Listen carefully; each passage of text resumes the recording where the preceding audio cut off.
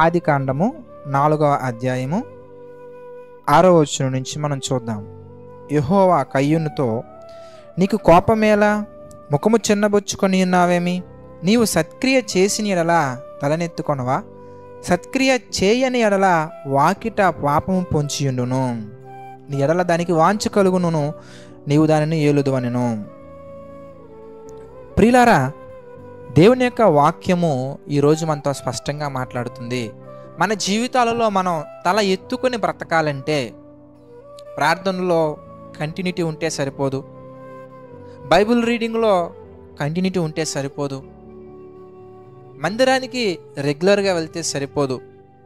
అవి చేస్తూ మన జీవితంలో ఉండవలసినటువంటి మరొక ప్రాముఖ్యమైనటువంటి సంఘటన, ప్రాముఖ్యమైనటువంటి విషయం ఏంటంటే ప్రియులారా, సత్క్రియ మనం చేయగలగాలి. ఎప్పుడైతే మనం అవమానానికి గురవుతామో తెలుసా? మన జీవితాలలో ఎప్పుడు మన అవమానానికి గురవ్వాల్సి వస్తుంది, ఎప్పుడు తల దించుకునే పరిస్థితులు మన జీవితంలో వస్తాయంటే ప్రియులారా, సత్క్రియ చేయని ఎడలా, సత్క్రియ చేసిన ఎడల తల ఎత్తుకొనవా అంటే మనం ఎప్పుడైతే సత్క్రియలు మనం చేస్తామో అప్పుడు మనం తల ఎత్తుకొని ఉండగలం. సత్క్రియ చేయకపోతే తలదించుకోవాల్సిన పరిస్థితులనే వస్తూ ఉంటాయి. ఇక్కడ కయ్యూను గారి జీవితం మనం ఆలోచించినట్టయితే, my dear brothers and sisters, దేవుని యొక్క సన్నిధుల నుంచి దూరంగా వెళ్ళిపోవాల్సిన అవసరం వచ్చింది. అలాగే అతనికంటూ ఒక ప్రత్యేకతను కోల్పోవటం జరిగింది. దేవునికి అతని పట్ల ఉన్న ప్రణాళిక విషయంలో అతను ఫెయిల్ అయ్యారు. కనుక ఎప్పుడు కూడా మన జీవితంలో అది ఎగ్జామ్స్ అవ్వచ్చు, లేదంటే మ్యారేజ్ అవ్వచ్చు, లేదంటే చిల్డ్రన్ అవ్వచ్చు, లేదంటే ఏదైనా కానివ్వండి, సమాజంలో మనం తల ఎత్తుకోలేని పరిస్థితుల్లో ఎప్పుడు ఉంటామంటే సత్క్రియలు చేయకపోతేనే ఉండే అవకాశాలు ఉంటాయి. కనుక సత్క్రియలు చేయగలగాలి. బ్రదర్, అంతా బాగానే ఉందండి, సత్క్రియలు అంటే ఏంటి బ్రదర్? ఇంతకు నేను సత్క్రియలు చేస్తున్నానా లేదా అనే విషయాలు నాకు ఎలా తెలుస్తాయి బ్రదర్ అంటే చాలా సింపుల్ అండి. మనకి బైబిల్ ధ్యానిస్తున్నప్పుడు ఏ ప్రశ్న వచ్చినా కూడా దానికి సమాధానాన్ని మన మనసులో ఉన్నటువంటి ఆలోచనల ప్రకారం కాకుండా దేవుని యొక్క ఉద్దేశ ప్రకారంగా మనం ఆలోచించగలగాలి, ధ్యానించగలగాలి. ఎందుకు అంటే దేవుని యొక్క వాక్యం సెలవిస్తుంది ప్రియులారా.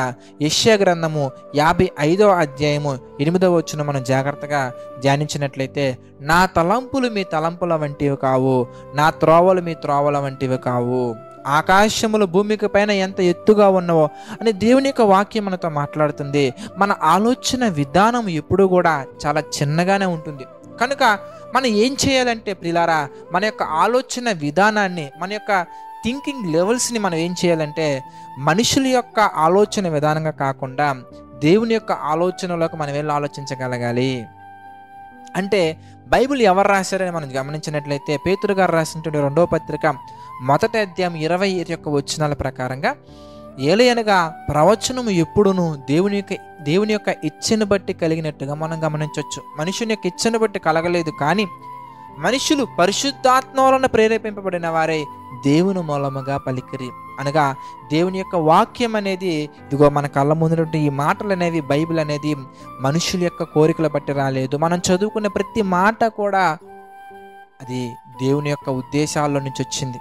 కనుక దేవుని యొక్క ఉద్దేశాలు మనం చదువుకుంటున్నప్పుడు ఒక ప్రశ్న వచ్చింది, అదేంటంటే సత్క్రియ అంటే ఏంటి? అప్పుడు సమాధానం కూడా మనం ఏం చేయాలంటే దేవుని యొక్క ఉద్దేశాల ప్రకారంగానే మనం చూడగలగాలి. అంటే బైబిల్లోనే మనం చూడగలగాలి. మరి బైబిల్లో మనం చాలా జాగ్రత్తగా ధ్యానించినట్లయితే సత్యము అంటే ఏంటి అని మనం గమనించినట్లయితే, యోహాను సువార్త మనం చూద్దామండి.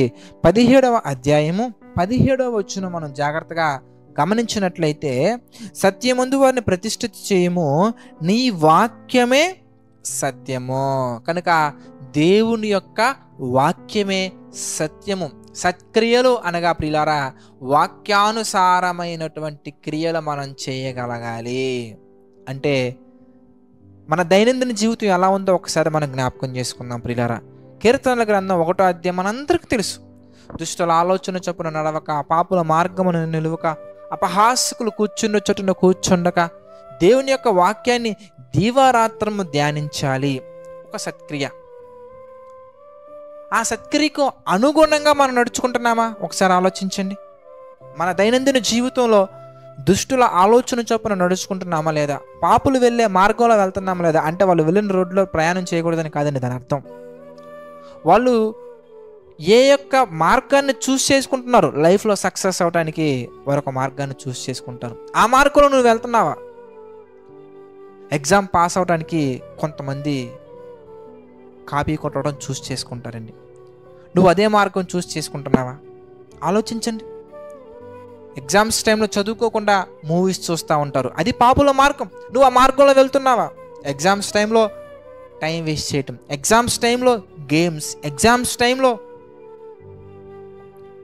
మనం ఏం చేస్తున్నాం? అలాగే కెరీర్లో మనం ముందుకెళ్ళాలంటే టైంని పర్ఫెక్ట్గా మనం యూజ్ చేయగలగాలి. దేవుని యొక్క వాక్యం సెలవిస్తుంది, కాలాన్ని సద్వినియోగం చేసుకోవాలి.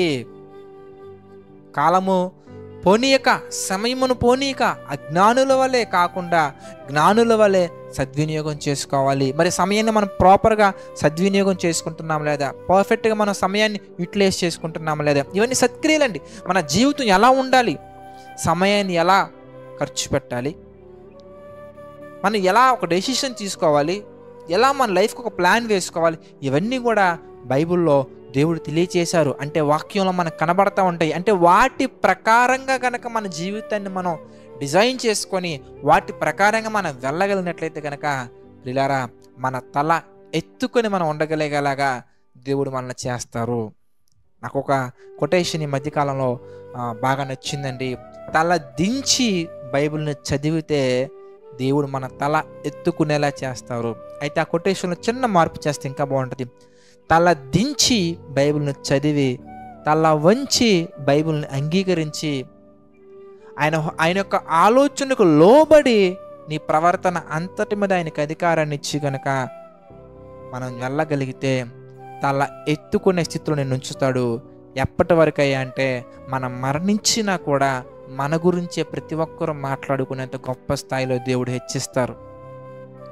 ఒక దావీదు గారి గురించి మనం గమనించినట్లయితే ఆయన మరణించి ఎన్నో తరాలు దాటిపోయింది, ఇప్పటికీ మనం మాట్లాడుకుంటున్నాం. ఒక మోషే గారి గురించి మనం ఆలోచించినట్లయితే ఆయన మరణించి ఎన్నో తరాలు దాటిపోయింది, ఇప్పటికీ మనం మాట్లాడుకుంటున్నాం.